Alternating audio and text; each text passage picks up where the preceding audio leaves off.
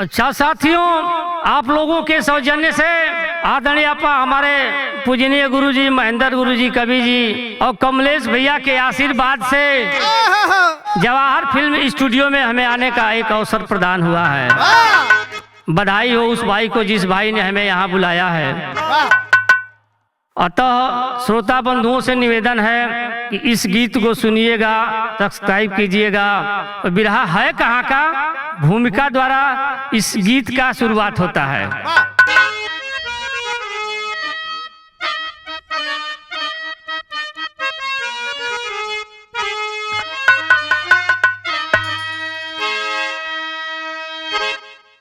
कि हादसा हाथ रस की गजब ढा गई, देश भर क्लेश में डूब कर रो रहा। सत्य सत्संग में मृत्यु कैसे मिली, जैसे मानो पथिक राह में रो रहा।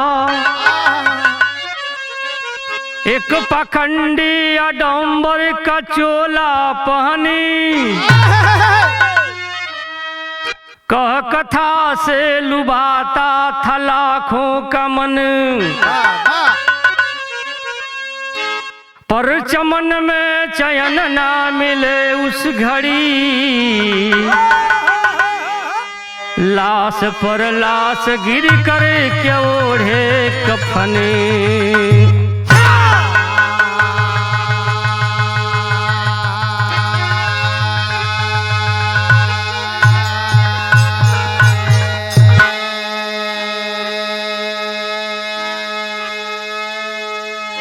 यहाँ कवि जी भाव दिए, गजल लग गई। गजल कौन है मास्टर? एकदम तैयारी में।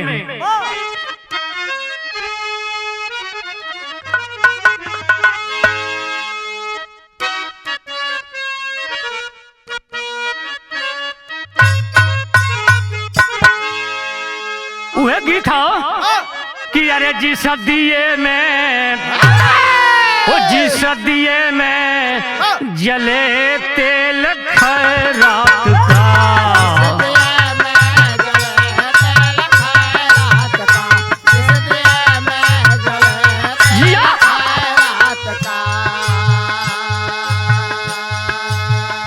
उस दिए को जलाना नहीं चाहिए। इस दिए में जले तेल खैरात का, उस दिए को जलाना नहीं चाहिए। इस दिए में जले तेल खैरात का, और जिस दिए में जले तेल खैरात का, उस दिए को जलाना नहीं चाहिए। लेकिन भाव दिया गया, अरे बोल बाला कि बोल बाला बाबाओं का पूरे देश में, बोल बाला बाबाओं का पूरे देश में, बोल बाबा बाबाओं का पूरे देश में। बन के स्वामी निशाचर रहे देश में, बोल बाला बाबाओं का पूरे देश में, बन के स्वामी निशाचर रहे देश में, बोल बाबा बाबाओं का पूरे देश में। यहाँ से शहर का लाइन लग गई भैया। शहर में कहना बा जियो।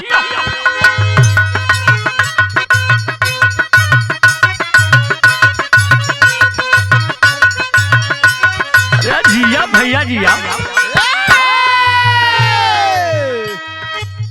इसी धरा पर राम श्याम जन्म पाए हैं, इसी धरा पर राम श्याम जन्म पाए हैं। मानव के रूप में भगवान भी कहाए हैं।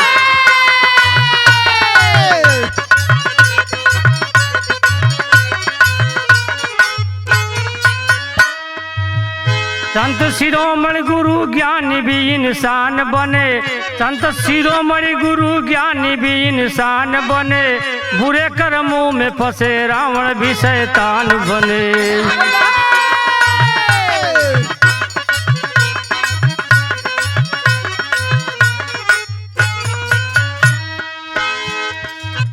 संत समागम करके शक्ति को दिखाते थे, संत समागम करके शक्ति को दिखाते थे, धर्म की राह पर चल के भक्ति सिखाते थे।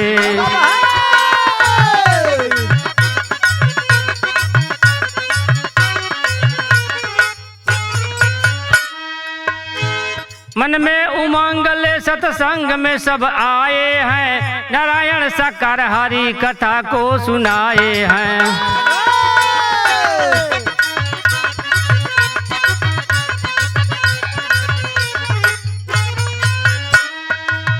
हादसा घटा कैसे ताकीकात बाकी है, हादसा घटा कैसे ताकीकात बाकी है, सूरज तल जटों का जीवन बना झांकी है।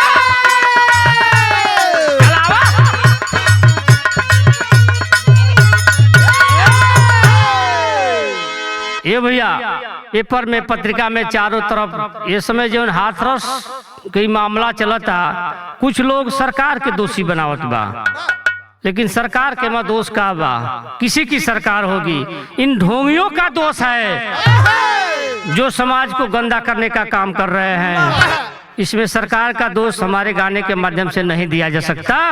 आदरणीय सरकार चलाने वाले मुखिया बंधुओं से निवेदन है, कैसे ढोंगियों को कड़ी से कड़ी सजा दी जाए। यहाँ एक थे गीत लग गई।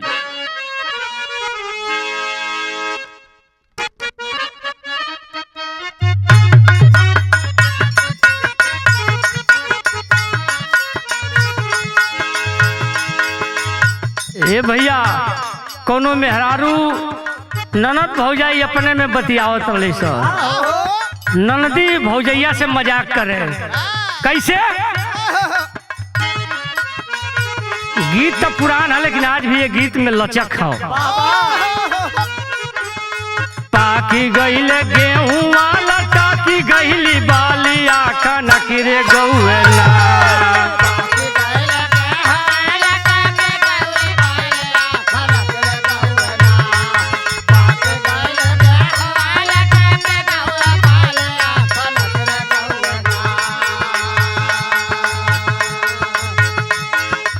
गईले गेहूं वाला टाकी गईली बालिया कनक रे गौना, हो कनक रे गौना, कोरी के खेत खेत चूड़िया कनक रे गौना।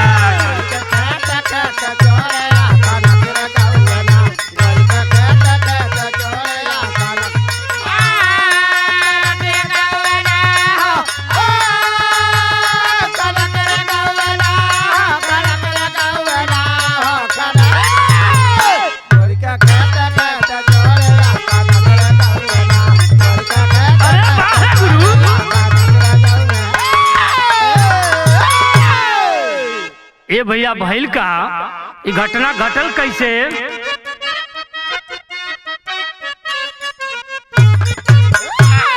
यहाँ कवि जी भाव दिए कि सूरज पाल सेवा कर बानी के सिपाही आता भैया अइली ना,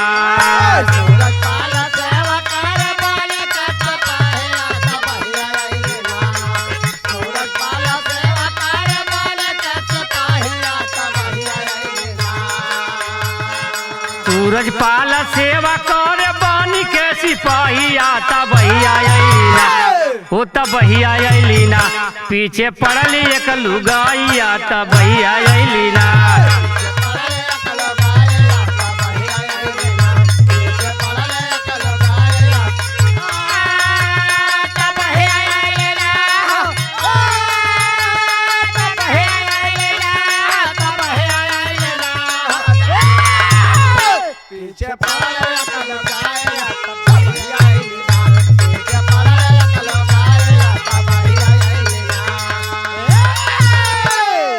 ए भैया का तबाही आई, उनके पीछे एक से लुगाई पड़ गई, वो कैलस का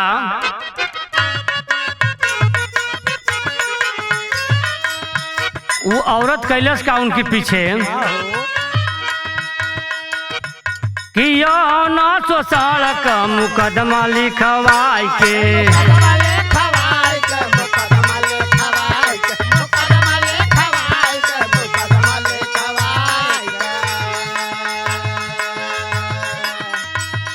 केस लड़े सूरज के जेल में पठाई के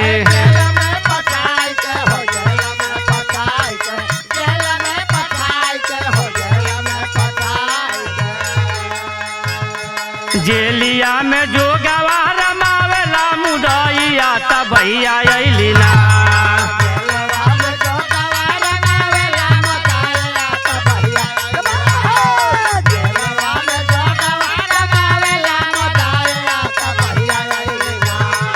जेलिया में जो गवार मावेला मुदइया तब भैया अइली ना होता भैया अइली ना पीछे पड़ल एक लुगाइया तब भैया अइली ना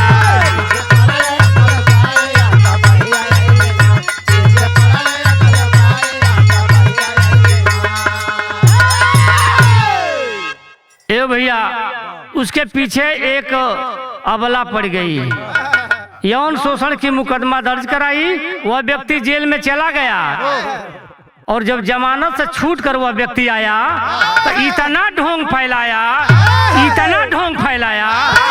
चारों तरफ उसके लोग पूजा करने लगे। कैसन पूजा होके लागल? वो कहे कि हमके साक्षात भोले बाबा का दर्शन होला, आज जौन हम मुख से बाक दे कोई दे वो हो जाई। लोग आज समाज में इतना प्रगंडा फैलल बा, ओकर बातन खाक बबूद लेवे खातिर दुनिया का लोग परेशान हो गए, ओकर दरवाजा भीड़ लगे लगल। समय बीतत गईल, बीतत भइल का यहाँ एक गीत लग गईल।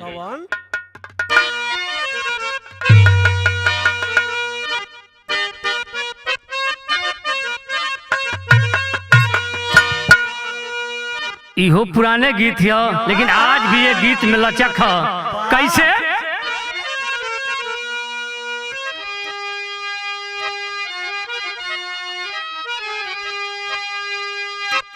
कि अरे बिटोरा चला रनिया, ओ बिटोरा चला रनिया की लुगवा बिटोर चला रनी, लुगवा बिटोर चला रनिया, रिम झिमा बारी से लापनिया, लुगवा बिटोर चला रनिया।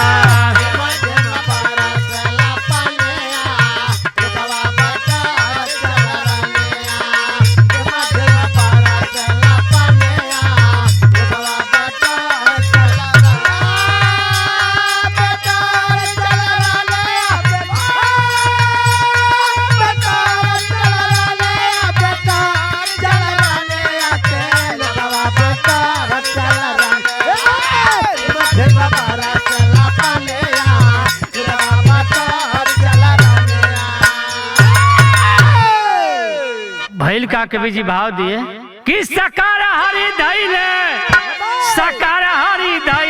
की नमवा सकार हरि धैल, कैले अपन मनवा विचार हो कि नमवा सकार हरि धैल।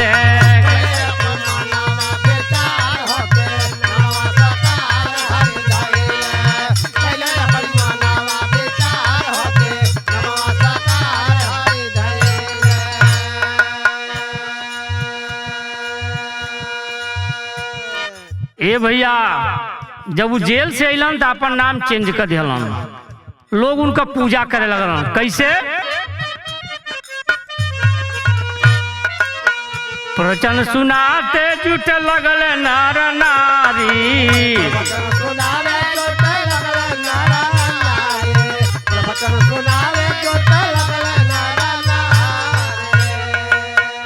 चारों ओर हल्ला मचे लगल, बाबा का महिमा बसब कहे न्यारी,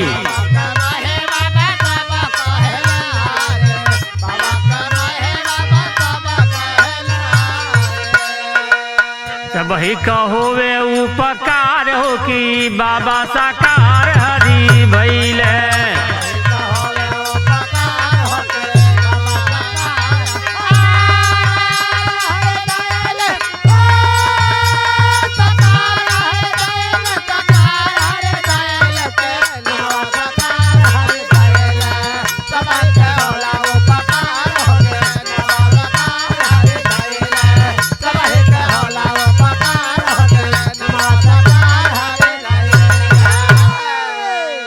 ये भैया जब अलन अपन नाम चेंज कर दिया, साकार हरि के नाम से प्रचलित हो गए। उनका लोग पूजा करे लगल, लोग प्रसाद लेवे लगल। कुछ लोग इतना प्रशंसा में लाग गए कि बाबा बड़ा ठीक बना, बाबा बड़ा ठीक बना। बाबा का इतना प्रचार हो गई कि बाबा की दरबार में तमाम दासी लोग इकट्ठा होके लागल। तो जहाँ दासी लोग जाई पन्ना भैया, वहाँ कहानी तो बढ़ी जाई। भैल का यहाँ गीत लग गई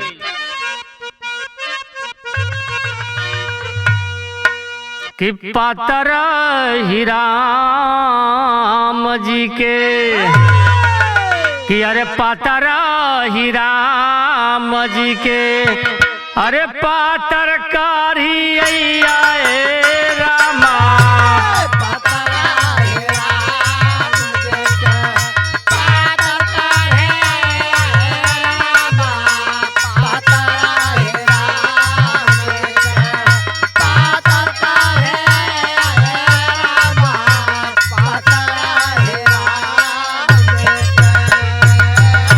कि पतरा ही राम जी के,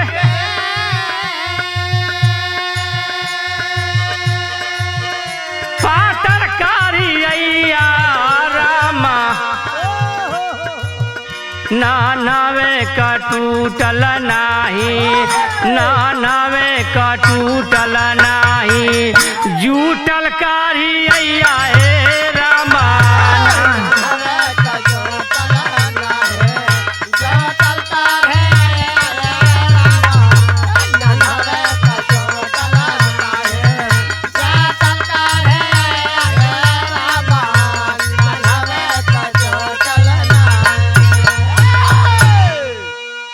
ये भैया बाबा का प्रसाद अब फायदा कैले बा, एकदम विस्फोट कर दिया कैलस का कि 2 जुलाई के, 2 जुलाई के फूलराई गौआए भैया।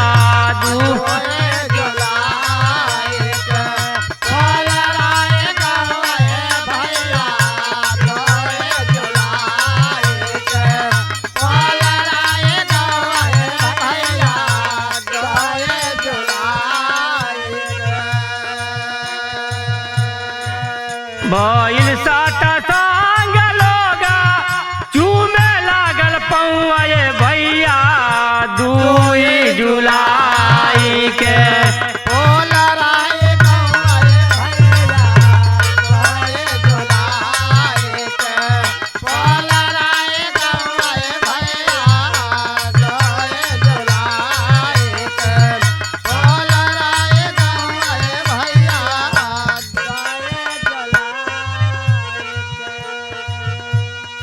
का भइल कि बाबा के चरण राजा ले के उठायो, बाबा के चरण राजा ले हम उठाए हो। बाबा के चरण राजा ले हम उठाए हो। बाबा के चरण राजा ले हम उठायो। बाबा के चरण राजा ले हम उठाए हो। बाबा के चरण राजा ले हम उठाए हो। जीवन धन्य हो जाई माथवा लगाए हो, माथवा लगाए हो।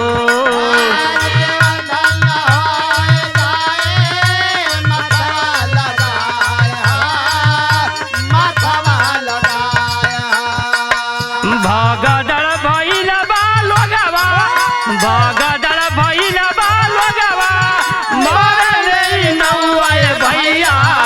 2 जुलाई 2 जुलाई फूला राई राहे गौए भैया। 2 जुलाई फूल राय गौए भैया। 2 जुलाई फूल राय गौए भैया। 2 जुलाई भैया 2 जुलाई के फुलराई गांव में भगदड़ हो गई। बाबा का प्रसाद लेबे लोग गईल, नतीजा ही निकलल पेपर और पत्रिका के माध्यम से यह प्रमाण मिला कि 120 से ऊपर लोगों की लाश मिली। कवि जी टेरी में भाव दिए कैसे?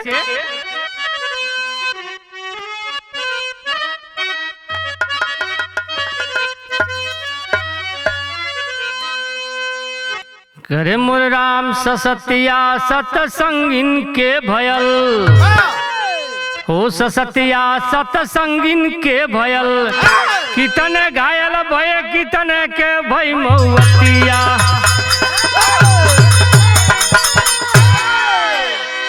ये भैया टीका फना लगा के समाज के धोखा देता उनसे। इन ढोंगियों के पीछे पड़कर इतने लोगों की मौत हो गई। आज समाज को मैं ये संदेश देना चाहता हूँ कि धरती पर कोई है तो माता और पिता, इसके सिवाय किसी की पूजा करना गलत। यहाँ कवि जी भाव दिए अल्लाह में कहनाम बा,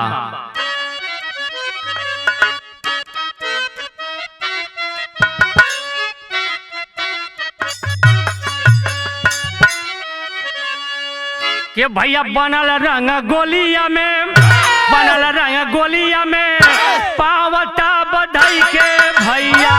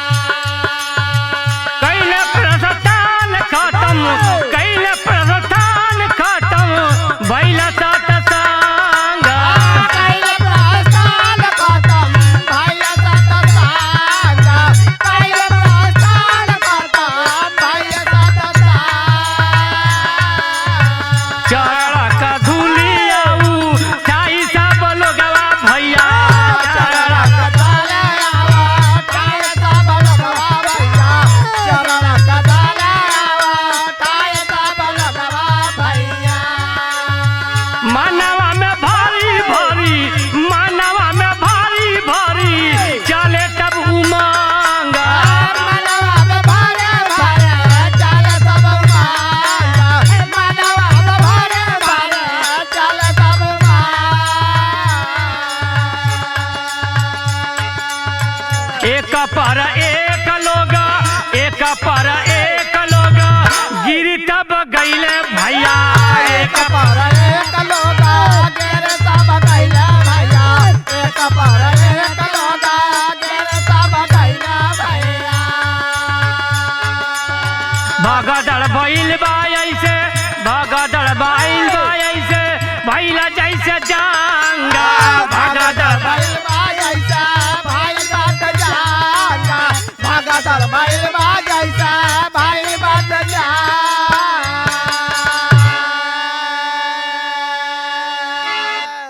ये भैया ऐसा भगदड़ हो गई, मालूम पड़ रहा था कि कोई लड़ाई छिड़ गई है, जंग हो रहा है।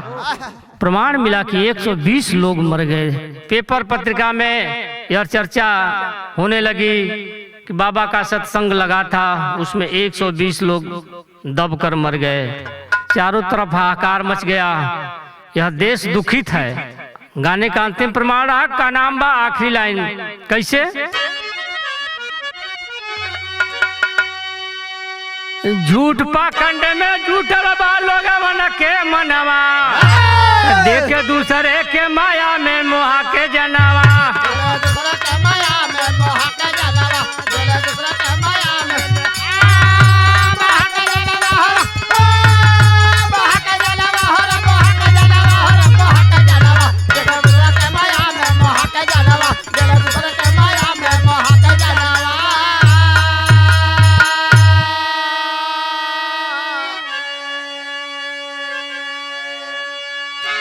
ये लिए आप लोगन के विराह के माध्यम से सुझाव देते हैं का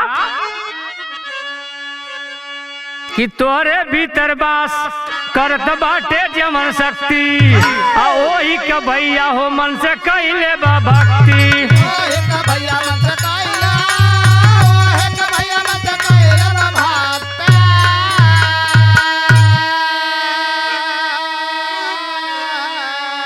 अरे काहे कैसी सहेला अपन तड़पा के तनवा, जानवा कम देला दूसरे के माया मोह में तड़पा के जनावा।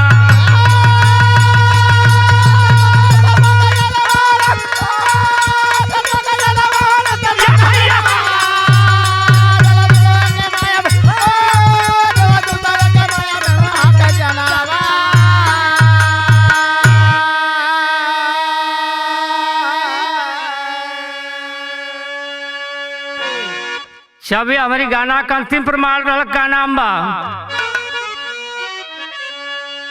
गुरु बिहारी गुरुपत्तू जी डूब गए हैं गम में। गुरु बिहारी गुरुपत्तू जी डूब गए हैं गम में। बिरहा लिखते महेंद्र कवि आंसू बहे कलम में।